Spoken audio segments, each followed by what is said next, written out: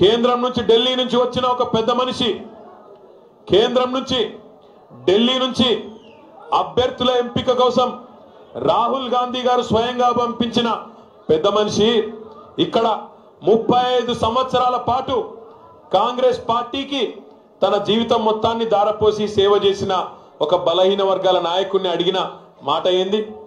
3 కోట్ల రూపాయలు ఇస్తే టికెట్ ఇస్తా, 3 కోట్లు ఇస్తే టికెట్ ఇస్తా.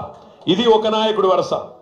ఉస్మానియా విద్యార్థులను పావులుగా వాడుకొని ఆనాడు ఉద్యమంలో హింసించి నానా రకాల చిత్రవద చేసి ఇబ్బంది పెట్టి ఈరోజు ఒక్క ఉస్మానియా విద్యార్థి కూడా టికెట్ ఇవ్వని ఏకైక పార్టీ తెలంగాణలో కాంగ్రెస్ పార్టీ.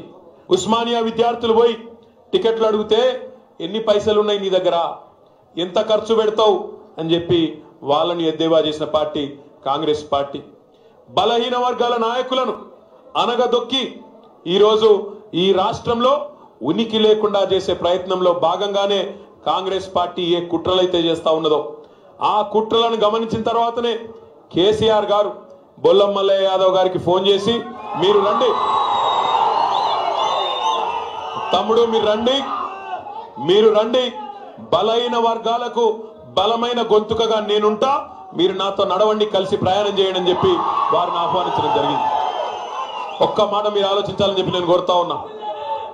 ఒక్క మాట మీరు ఆలోచించాలని చెప్పి నేను కోరుతా ఉన్నా.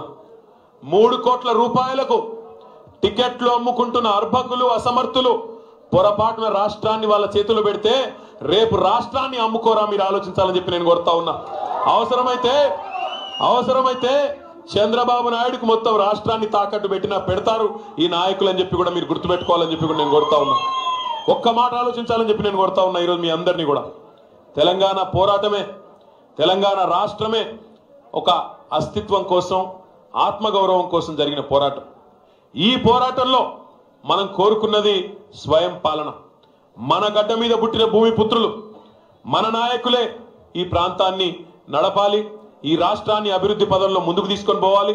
ప్రగతి రథ చక్రం ఏదైతే సాగుతున్నదో ఆగకూడదు అనే తపనతో మనం ముందుకు పోతా ఉన్నాం. కానీ ఈరోజు కాంగ్రెస్ నాయకుల పరిస్థితి చూస్తే నిజంగా శోచనీయం. గాంధీ భవన్ ముందు బౌన్సర్లు, ఉత్తమ్ కుమార్ రెడ్డి ఇంటి ముందు బౌన్సర్లు, ఆఖరికి ధర్నాలు చేసినా ఎక్కడ చేయాలి ధర్నాలు? ఢిల్లీలో ధర్నాలు. టికెట్ల కోసం పడిగాపులు పడేది అయితే ఢిల్లీలో, లేదంటే అమరావతిలో. ఇది వాళ్ళ పరిస్థితి. ఈరోజు తెలంగాణ గడ్డ మీద పుట్టిన ప్రతి పౌరుడు ఆలోచించాల్సిన సందర్భం వచ్చింది. తెలంగాణ ఎన్నికల్లో, రేపు డిసెంబర్ 7 నాడు జరగబోయే ఎన్నికల్లో పొరపాటు చేసి అమరావతి కీలుబొమ్మలకో లేదా ఢిల్లీ తోలుబొమ్మలకు అధికారం కట్టబెడదామా, లేదా తెలంగాణ ఆత్మగౌరవ ప్రతీకగా ఉన్న టిఆర్ఎస్ పార్టీకి అధికారాన్ని కట్టబెడదామా ఆలోచించమని చెప్పి నేను కోరుతా ఉన్నా. ఒక్క మాట మీరు ఆలోచించాలని చెప్పి నేను కోరుతా ఉన్నా. మనం పరిపాలించింది నిజంగా చెప్పాలంటే కేవలం 3 ఏళ్ల 3 నెలలు మాత్రమే. 2014 జూన్ 2 నాడు ప్రభుత్వం ఏర్పడవచ్చు, తెలంగాణ రాష్ట్రం ఏర్పడి ఉండవచ్చు. కానీ మొదటి 7 నెలలు ముప్పు తిప్పలు పెట్టిండు నరేంద్ర మోడీ. కనీసం ఒక సంతకం పెట్టకుండా, ఒక్కటంటే ఒక్క సంతకం పెట్టకుండా, అధికారుల విభజనకు సంబంధించి, ఐఏఎస్ ఐపీఎస్ అధికారుల విభజనకు సంబంధించి ఒక సంతకమే పెట్టకుండా, సైదిరెడ్డి గారు కూర్చోండి, వారిని కూర్చోనండి, మన హుజూర్ నగర్ అభ్యర్థి సైదిరెడ్డి గారికి ఒక్క సంతకం పెట్టకుండా నరేంద్ర మోడీ గారు ఆనాడు 7 నెలల పాటు ఆనాడు సతాయించడం జరిగింది. తదనంతరం 9 నెలల ముందే మనం ఈరోజు ఎన్నికలకు పోయినాం. తద్వారా మనం అర్థం చేసుకోవాల్సింది ఏమంటే కేవలం 3 ఏళ్ల 3 నెలలు మాత్రమే మనం పరిపాలించినాం.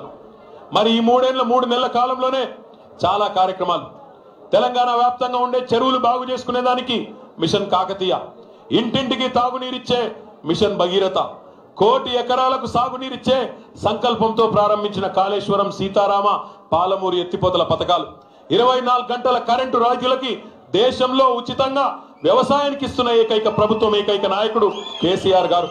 అది మాత్రమే కాదు, 1,00,000 రూపాయలు రుణమాఫీ చేసి రైతు బంధు, రైతు బీమా లాంటి ఆదర్శవంతమైన కొత్త పథకాలు పెట్టి వ్యవసాయం దండిగా కాదు పండుగ అని చేసి చూపెట్టిన నాయకుడు మన నాయకుడు కేసీఆర్ గారు.